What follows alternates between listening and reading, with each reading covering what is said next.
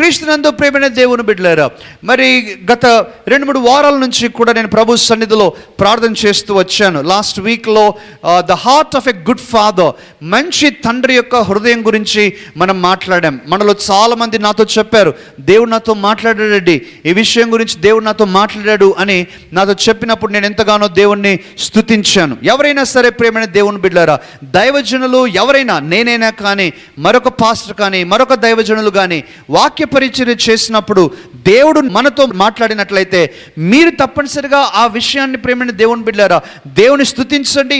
అలాగే ఆ దైవజనుల దగ్గరికి వచ్చి చెప్పటం అలవాటు చేసుకోండి. Thank you brother, thank you sister, మీరు ఈ మాటలు చెప్పగా నేను ఆశీర్వదించబడ్డాను, మీరు ఈ మాటలు చెప్పగా నా మనసు నెమ్మది పడింది, మీ మాటలు చెప్పగా ఇదిగో నా సమస్యకు పరిష్కారం దొరికింది అని వారికి చెప్పటం ద్వారా వారిని కూడా ఎంకరేజ్ చేసినట్టు ఉంటుంది ప్రేమైన దేవుని బిడ్డలారా. కాబట్టి ఎప్పుడు కూడా మరి వాక్యం విని ఏదో వెళ్ళిపోయినట్లుగా అనుకోకుండా మనం దైవజనులు ఎవరైతే వీలవుతుందో వారి దగ్గరికి వచ్చి పలకరించండి, వారికి థ్యాంక్స్ చెప్పండి, వారిని బ్లెస్ చేయండి, వారిని మరి దేవుని సన్నిధిలో వారి కొరకు ప్రార్థన చేయాలని నేను మనవి చేస్తున్నాను. సరే ప్రియమైన దేవుని బిడ్డలారా, 2-3 వారాల నుంచి ప్రభు సన్నిధిలో ప్రార్థన చేస్తూ ఉన్నాను. మరి ఈ వారం దేవుడి యొక్క మరి ఏవైతే మాటలు మాట్లాడాలని కోరుతూ ఉన్నాడో ఆ మాటలు నాకు మరి ప్రసాదించాడు. మరి ప్రియమైన దేవుని బిడ్డలారా, క్రైస్తవ సామ్రాజ్యం లేకపోతే క్రైస్తవ సమాజం, క్రైస్తవ జనాంగం అందరూ కూడా కొన్ని విషయాలకు చాలా పేరుగాంచిన వారు. మీరు ప్రపంచం అంతటా కూడా వెళ్ళండి, ఎక్కడికి వెళ్ళినా సరే దేవుని యొక్క బిడలు లేక క్రైస్తవ విశ్వాసులు అని అంటే కొన్ని విషయాలు వారు మనం చెప్పకుండానే వారే వారు అప్రిషియేట్ చేస్తూ ఉంటారు, అభినందన తెలియజేస్తూ ఉంటారు.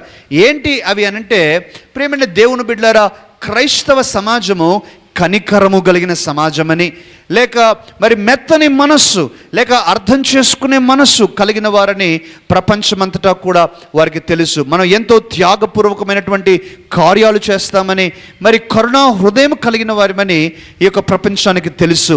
ఒకవేళ ప్రేమైన దేవుని బిడ్డలారా, అరే ఇవన్నీ నాలో లేవే అని మీకు అనిపిస్తూ ఉంటే మీలో ఉండవలసిన లక్షణాలు ఇవి. కారణం మన యేసుక్రీస్తు ప్రభువుకు ఇవి చాలా మోతాదులో ఇవన్నీ మనం చూస్తున్నాం. కాబట్టి మనందరం కూడా ఇవి కలిగి ఉండాలని దేవుడు కోరుతూ ఉన్నాడు. ప్రపంచంలో గొప్ప గొప్ప సంస్థలు మీరు చూడండి ప్రేమైన దేవుని బిడ్డలారా, మరి ఆపరేషన్ మొబిలైజేషన్ OM గురించి మీరు ఆలోచించండి, రెడ్ క్రాస్ సొసైటీ గురించి ఆలోచించండి, YMCA YWCA గురించి ఆలోచించండి, FMPB లాంటి సంస్థల గురించి ఆలోచించండి.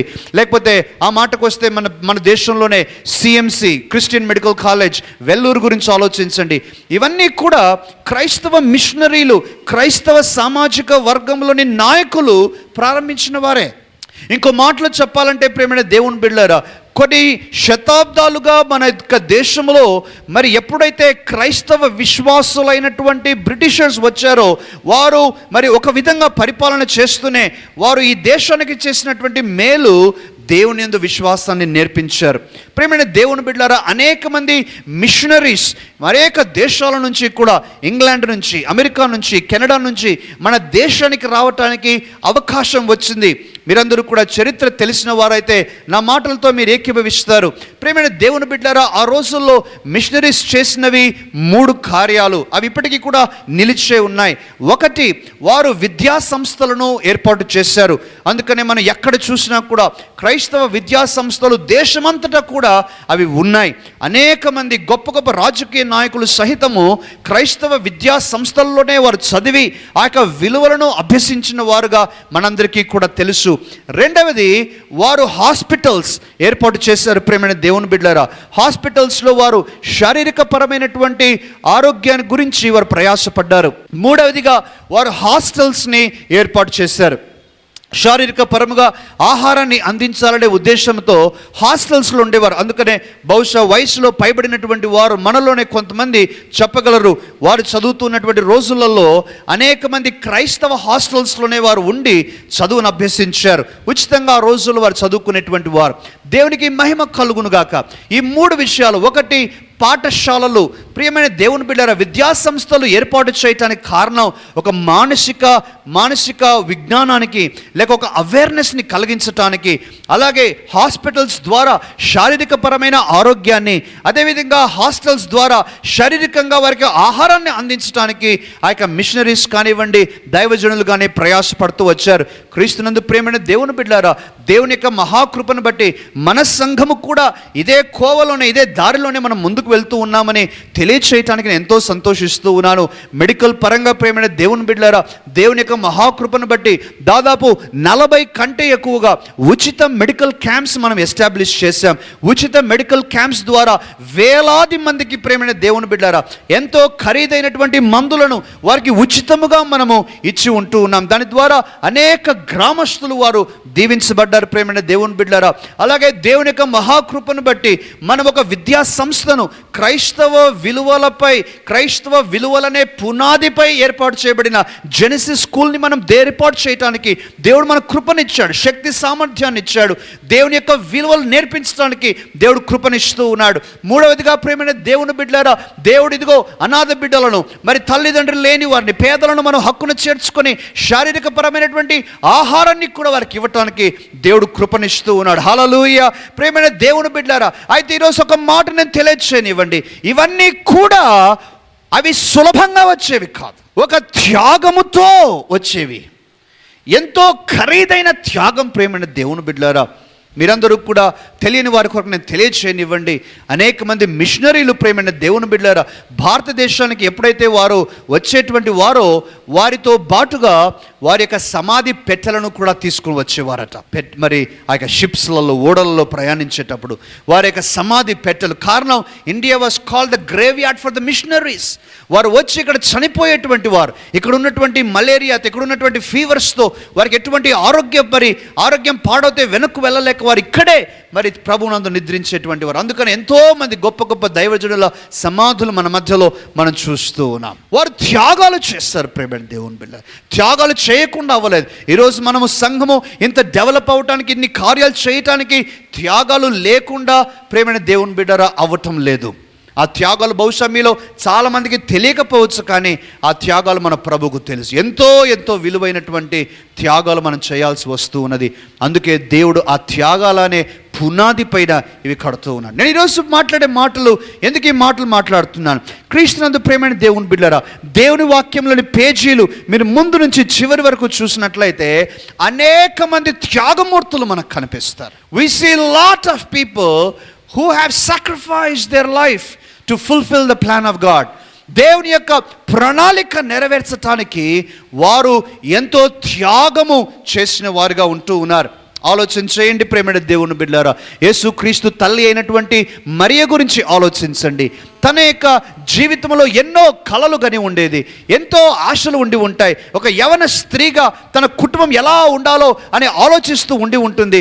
ఒక మరి బెట్రోదల్, మరి ప్రధాన కార్యక్రమం జరిగినటువంటి స్త్రీగా తన కుటుంబం ఎలా ఉండాలో అనేటువంటి కలలు కంటూ ఉండేది. కానీ దేవుని ప్రణాళిక తన జీవితం ద్వారా జరిగించాలనేటువంటి ఉద్దేశంతో తన జీవితం అంతటిని కూడా త్యాగం చేసి దేవుని చేతుల్లో పెట్టేసింది. యోసేపు గురించి ఆలోచించండి.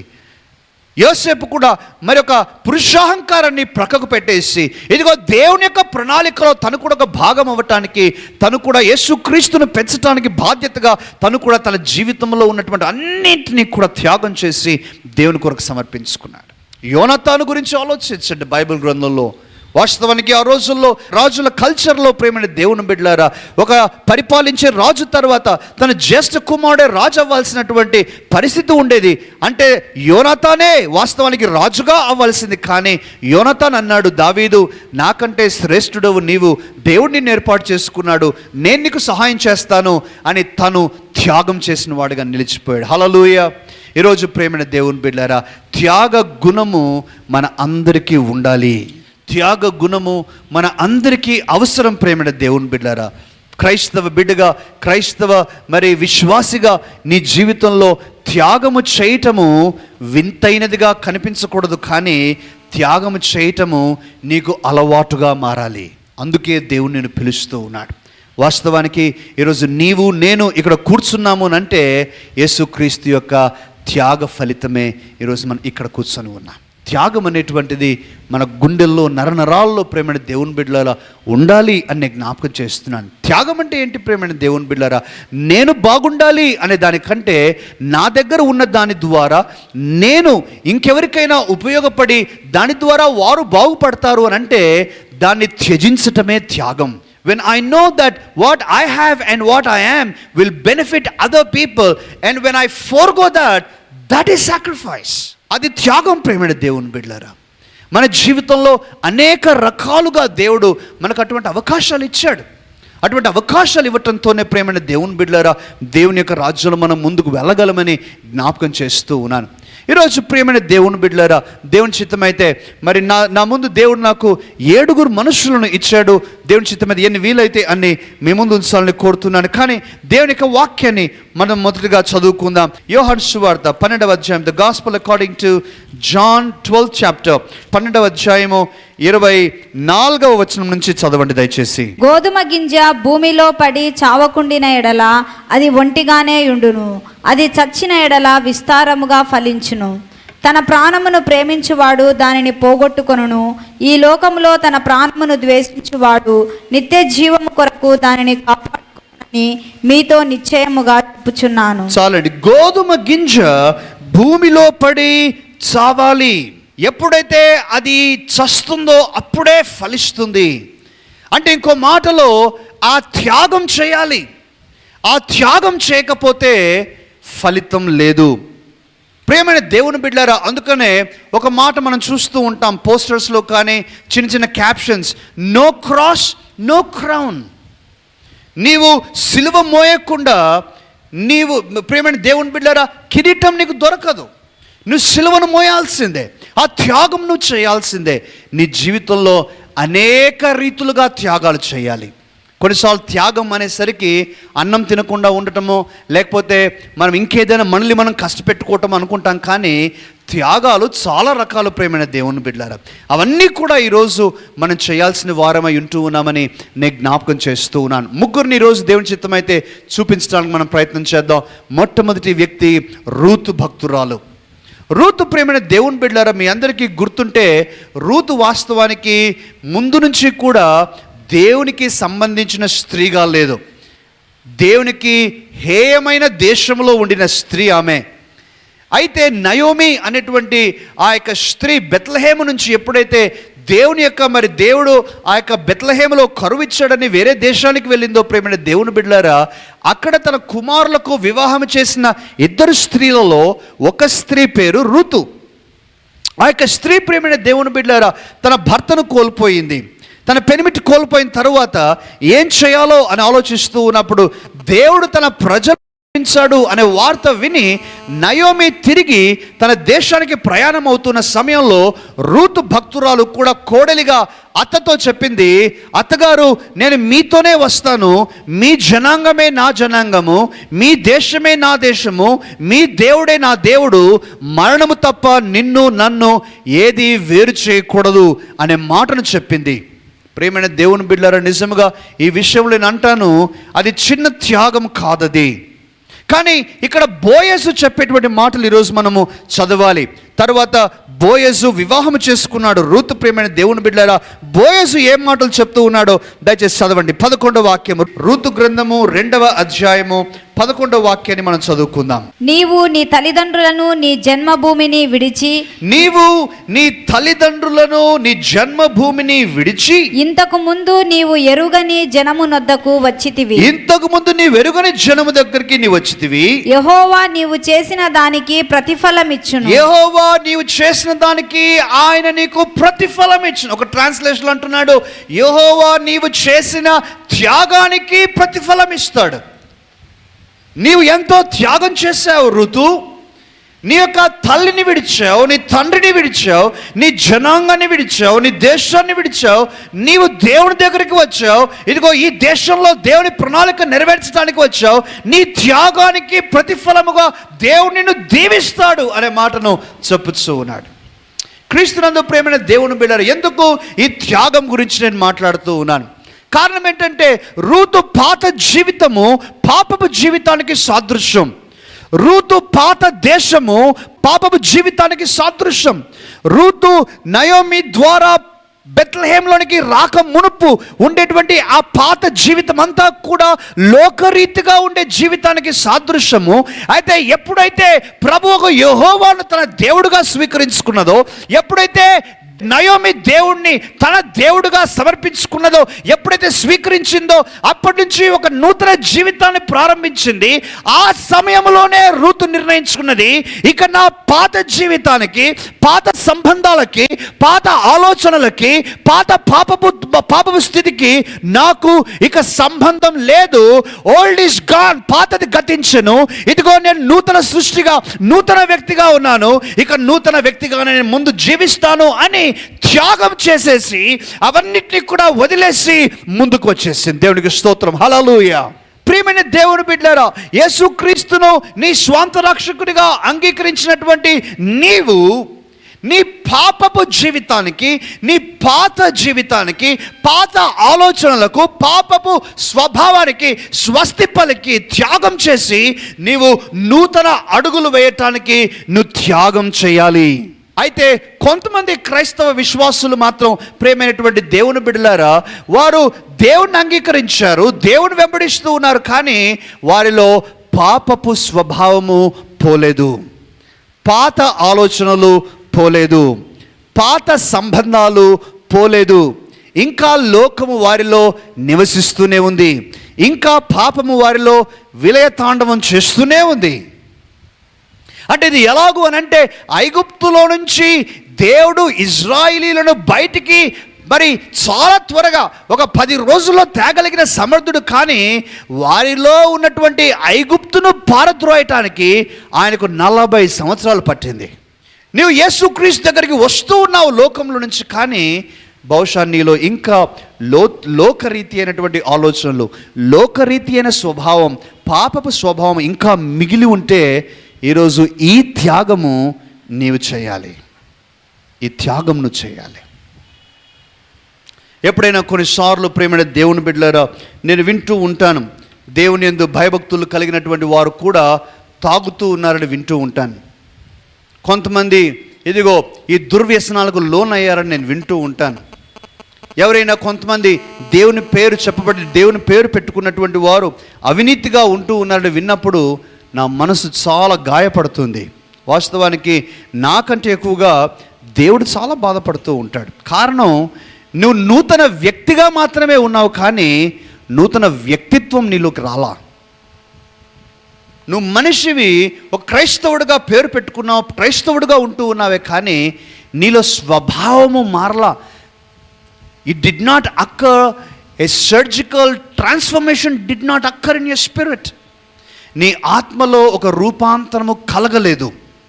అందుకే ఈరోజు నేను మిమ్మల్ని అందరినీ ప్రేరేపించి అభ్యర్థిస్తూ ఉన్నాను, నీవింకా పాపపు స్వభావము, పాత ఆలోచనలు నీలో ఉన్నట్లయితే వాటికి నీవు త్యాగం చేయాలి. అందుకనే కొంతమంది ప్రేమైన దేవుని బిడ్డలారా, మీరు వింటూనే ఉంటారు, ఒకవేళ బహుశా మీ గురించి ఈ మాట చెప్పబడితే అది నేను చాలా సంతోషిస్తాను. కొంతమంది గురించి అంటూ ఉంటారు, అండి ఇప్పుడు మరి దేవుణ్ణి అంగీకరించిన తర్వాత ఈ వ్యక్తి ఎలా ఉన్నాడో నేను చూసి నమ్మలేకపోతున్నాను. ఏంటండి అనంటే, యేసుక్రీస్తును అంగీకరించక మునుపు దుర్మార్గుడండి, కోపిస్తండి, తగాదాపరుడండి, కుటుంబం అంటే పట్టనివాడండి, ఎంతో దౌర్జన్యకారుడు, ఎంతో లోకరీతిగా దుర్వ్యసనపరుడు, ఇవన్నీ ఉండేవి. కానీ ఎలా వెళ్ళిపోయాయో అలా వెళ్ళిపోయాయండి, కంప్లీట్గా మారిపోయాడు అని చెప్తూ ఉంటారు కొంతమంది. ఎంత సంతోషం అది! What a joy when we here such things. ఎంత సంతోషం! కారణం ఏంటంటే ఇక ఆ త్యాగం జరిగిపోయింది. ఇక పాపపు జీవితము స్వస్తి పలికారు వారు. ఇక పాత ఆలోచనలకు ఇక తావే లేదు. ప్రియమైన దేవుని బిడ్డారా, ప్రియ సహోదరుడా, సహోదరి, ఈరోజు నేను మీ ముందు ఏది మంచి, ఏది మంచిది కాదు అనే విషయాన్ని మీ ముందు తెరిచి చూపిస్తూ ఉన్నాను. నువ్వు యేసు ప్రభు బిడ్డగా నీ పాపపు జీవితం ఇంకా నీలో ఉన్నట్లయితే నువ్వు దాన్ని త్యాగం చేయాలి. దేవుడు మనకందరికీ కూడా ఒక మార్గదర్శకం చూపిస్తూ ఉన్నాడు. రెండవది, ప్రియమైనటువంటి దేవుని బిడ్డలారా, బైబిల్ గ్రంథంలో త్యాగం గురించి మాట్లాడుతూ నేను మీ ముందు ప్రస్తావించాల్సినటువంటి ఒక వ్యక్తి, ఆ వ్యక్తి పేరే యూదా. యోసేపు యొక్క మరి సహోదరులలో ఒక సహోదరుని పేరు యూదా. ఈ యూదాలో నుంచే యూదా గోత్రపు సింహము అనేటువంటి పేరు వచ్చింది. యూదా అనేటువంటి మాటకు స్తుతి అని అర్థం. ప్రియమైన దేవుని బిడ్డలారా, ఆదికాండము 44వ అధ్యాయంలో నేను చెప్పబోయేటువంటి సంఘటన రాయబడింది యోసేపు జీవితంలో. ఆ మాట నేను ప్రస్తావించనివ్వండి. ఏం జరిగింది 44వ అధ్యాయంలో? మీరందరూ జాగ్రత్తగా వినండి. కొద్దిగా మన కనెక్షన్ చేసిన తర్వాత కొన్ని వచనాలు మనం చదువుకుందాం. ఆనాడు మరి అన్ని కష్టాలు ఎదుర్కొన్నటువంటి యోసేపు ఐగుప్తు దేశంలో ప్రధానమంత్రిగా పట్టాభిషేకం గావించబడి తను ఇచ్చినటువంటి ఆలోచనలను బట్టి కరువు రాజ్యమైనటువంటి ఐగుప్తులో కూడా వివేచన జ్ఞానముతో దేవుని శక్తితో ఒక గొప్ప ధాన్యాగారాన్ని ఏర్పాటు చేసి ఆ కష్టకాలంలో కూడా వినియోగించేటువంటి గొప్ప తెలివిపరుడు యోసేపు భక్తుడు. అదే సమయంలో దూరంలో ఉన్నటువంటి తన తండ్రి అయినటువంటి యాకోబు, తన మిగిలిన కుమారులందరూ కూడా, అంటే ఎవరైతే యోసేపును చంపాలని ఆలోచించి మరి అమ్మివేశారో, చంపకుండా అమ్మివేశారో ఆ సహోదరులందరూ కూడా వారికి మరి కరువు కలగటం ద్వారా వారు ఆహారాన్ని వెతుక్కుంటూ ఐగుప్తు దేశానికి, ఐగుప్తులో ఉన్నటువంటి యోసేపు దగ్గరికి వచ్చారు. యోసేపు వారిని గుర్తుపట్టాడు, కానీ వారు యోసేపును గుర్తుపట్టలేదు ప్రప్రథమంగా. ప్రియమైన దేవుని బిడ్డలారా, యోసేపుకు చాలా ప్రియమైనటువంటి ఒక తమ్ముడు ఉన్నాడు. ప్రియమైనటువంటి ఆ తమ్ముని పేరే బెంజమిన్. బెన్యామీను చాలా మరి యోసేపుకు ప్రియమైనటువంటి తమ్ముడు. ఈ ప్రియమైన తమ్ముడైనటువంటి బెన్యామీను యాకోబు, అంటే తన తండ్రి అయిన యాకోబుకు కూడా చాలా ప్రియమైన కుమారుడు. అంటే యాకోబుకు ఇద్దరు ప్రియమైన కుమారులు, ఒకరు యోసేపు, రెండవది బెన్యామీన్. వీరంటే ప్రాణం యాకోబుకు.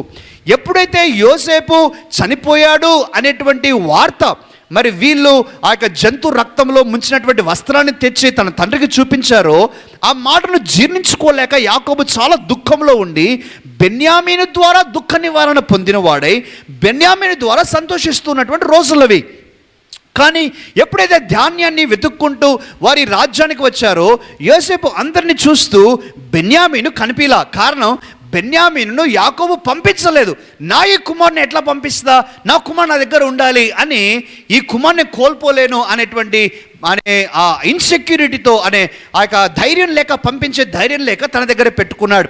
యోసేపు అడిగాడు వారిని, మీ దగ్గర ఇంకా ఎవరైనా చిన్న కుమారుడు ఉన్నాడా అని అంటే, ఉన్నాడండి, వాడిని మాత్రం మా తండ్రి పంపించడు అనేటువంటి విషయాలు మనం చూస్తూ ఉన్నాం. కానీ యోసేపు ఆ చిన్న తమ్ముడిని చూడాలనేటువంటి ఆశ తనకు చాలా కలిగింది. కాబట్టి వారందరికీ చెప్పి, మీరు ఇంటికి వెళ్ళి ఇదిగో ఆ యొక్క సహోదరుని తీసుకుని వస్తేనే నేను మీకు ధాన్యం ఇస్తాను అనేటువంటి మాట చెప్పినప్పుడు వీరందరూ వెళ్ళి తన తండ్రి అయినటువంటి యాకోబును ఒప్పించి మెప్పించి ఎట్లో సముదాయించి బెన్యామీనును తీసుకుని వచ్చారు. బెన్యామీనును తీసుకుని రాకమునుపు యూదా, ప్రియమైన దేవుని బిడ్డ నా మాట వినాలి, యూదా తన తండ్రితో ఒక మాట చెప్పాడు. తన తండ్రితో చెప్పిన మాట ఇప్పుడు మనం చదవాలి. యూదా భక్తుడు తన తండ్రితో ఏం మాట చెప్పాడు? ఆదికాండము 44వ అధ్యాయం దయచేసి చూడండి. 18వ వాక్యం నుంచి మనం చదువుకుందాం. 18వ వాక్యం చదవండి దయచేసి. యూదా అతని సమీపించి, ఏలినవాడా, ఒక మాట ఏలిన వారితో తమ దాసుని చెప్పుకొననిమ్ము.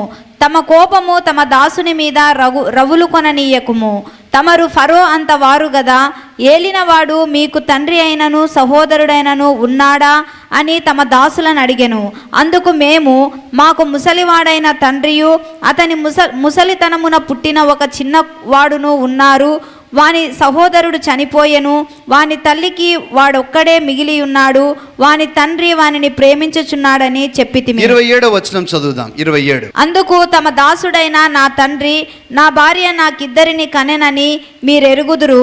వారిలో ఒకడు నా యొద్ద నుండి వెళ్ళిపోయెను. అతడు నిశ్చయముగా దుష్ట మృగముల చేత చీల్చబడెననుకొంటిని. అప్పటి నుండి అతడు నాకు కనబడలేదు. మీరు నా ఎదుట నుండి అతని తీసుకొని పోయిన తరువాత ఇతనికి హాని సంభవించిన ఎడల నెరసిన వెంట్రుకలు గల నన్ను మృతుల లోకములోనికి దుఃఖముతో దిగిపోవునట్లు చేయుదురని మాతో చెప్పెను. కాబట్టి బెన్యామీనును తేకమునుపు వారి తండ్రి ప్రియమైన దేవుని బిడ్డలారా ఈ మాటలు చెప్పాడు అనమాట. అయ్యా, మీరు ఈ కుమారుని తీసుకెళ్తున్నారు, కానీ ఈ కుమారుడు కూడా, నాకు ఆల్రెడీ కుమారుని కోల్పోయాను, ఈ కుమారుడు పోతే మాత్రం నేను ఇక బ్రతకలేను, నేను చచ్చిపోతాను. కాబట్టి దయచేసి మీరు ఆలోచించండి. క్రీస్తునందు ప్రేమైన దేవుని బిడ్డలారా, దేవుని వాక్యాన్ని విన్నారు కదూ. ఈ సమయంలో నేను మీ అందరితో కలిసి ప్రార్థన చేయాలని, మీ యొక్క ప్రతి అవసరత కొరకు కూడా ప్రార్థన చేయాలని ఎంతో కోరుచున్నాను. పరిశుద్ధుడైన తండ్రి, మహోన్నతుడా, మా మంచి దేవ, శక్తిమంతుడా, మీకు స్తోత్రాలు తండ్రి. మీరు వాక్యంలో సెలవిచ్చారు, మేము అడుగు వాటన్నిటికంటే, ఊహించు వాటన్నిటికంటే కూడా అత్యధికముగా నీవు చేస్తానని, అటువంటి గొప్ప సామర్థ్యం కలిగిన దేవుడు అని మీరు చెప్పి ఉంటూ ఉన్నారు. అందుకే తండ్రి, నా ప్రియ సహోదరి సహోదరులందరితో కలిసి నేను కూడా ఏకీభవించి ప్రార్థిస్తూ ఉన్నాను. వారి జీవితంలో ఉన్న ప్రతి సమస్య తొలగిపోవునుగాక, ప్రతి కొండలాంటి సమస్యలు కరిగిపోవునుగాక, దీర్ఘకాలిక వ్యాధులు స్వస్థత పొందుదురుగాక. తండ్రి, వారికి సంతోషము కరువైనట్లయితే సంపూర్ణ సంతోషంను దయచేయండి. నా గిన్నె నిండి పొర్లుచు ఉన్నది అని మేమందరం కూడా దేవా స్వానుభవముగా మేము చెప్పటానికి సహాయము చేయండి దేవా. తండ్రి, వీరు చేసే ప్రతి ప్రయత్నంలో కూడా మీరు తోడుగా ఉండి ఆశీర్వాదం దయచేయాలని నేను ప్రార్థన చేస్తూ, వీరిని వీరి కుటుంబములను మీరు దీవించుమని యేసు నామమునే అడుగుచున్నాను తండ్రి. Amen, amen.